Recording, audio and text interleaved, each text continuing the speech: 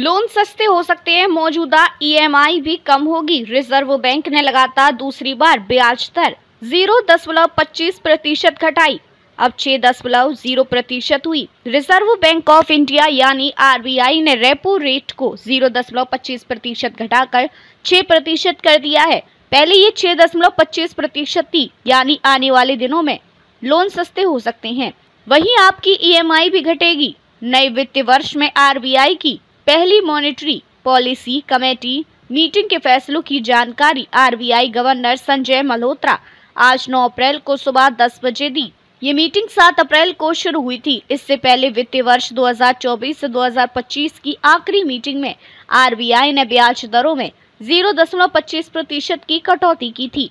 फरवरी में हुई मीटिंग में ब्याज दरों को 6.5% से घटाकर 6.25% कर दिया था। मॉनेटरी पॉलिसी कमेटी की ओर से भी ये कटौती करीब 5 साल बाद की गई। रेपो रेट घटने के बाद बैंक में हाउसिंग और ऑटो जैसे लोन्स पर अपनी ब्याज दरें कम कर सकते हैं। वहीं ब्याज दरें कम होंगी तो हाउसिंग डिमांड बढ़ेगी, ज्यादा लोग रियल एस्टेट में निवेश कर सकेंगे।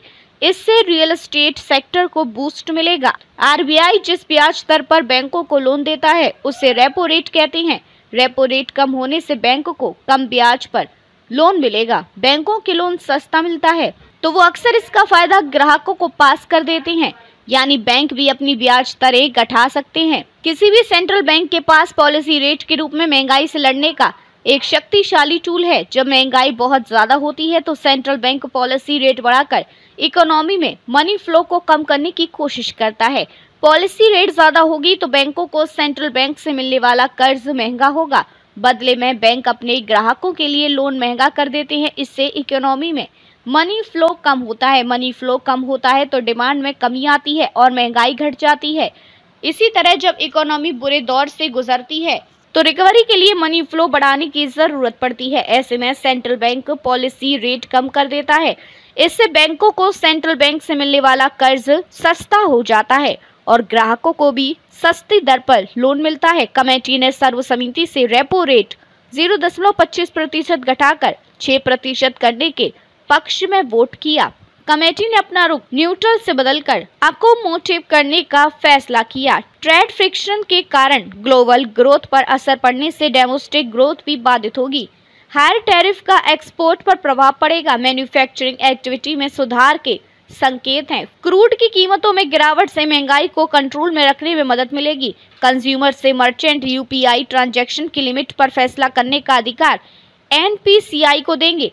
मौजूदा समय में पर्सन टू मर्चेंट पेमेंट की लिमिट 2 लाख रुपए है। गोल्ड लोन को लेकर नई गाइडलाइंस जारी की जाएंगी। दाल और सब्जियां सस्ती होने से फरवरी में रिटेल महंगाई दर घटकर 3.61% पर आ गई है। ये महंगाई का 7 महीने का निचला स्तर है। जुलाई 2024 में महंगाई 3.54% पर थी। वहीं जनवरी 2025 में महंगाई 4.31% थी। आरबीआई की महंगाई को लेकर रेंज 2% से 6% है। फरवरी महीने में थोक महंगाई बढ़कर 2.38% पर आ गई है। इससे पहले जनवरी में महंगाई 2.31% पर थी। फूड प्रोडक्ट्स की मैन्युफैक्चरिंग कॉस्ट बढ़ने से महंगाई बढ़ी है। वाणिज्य और उद्योग मंत्रालय ने 17 मार्च को ये आंकड़े जारी किए थे। मॉनेटरी पॉलिसी कमेटी में 6 सदस्य होते हैं। इनमें से 3 आरबीआई के होते हैं जबकि बाकी केंद्र सरकार द्वारा नियुक्त किए जाते हैं।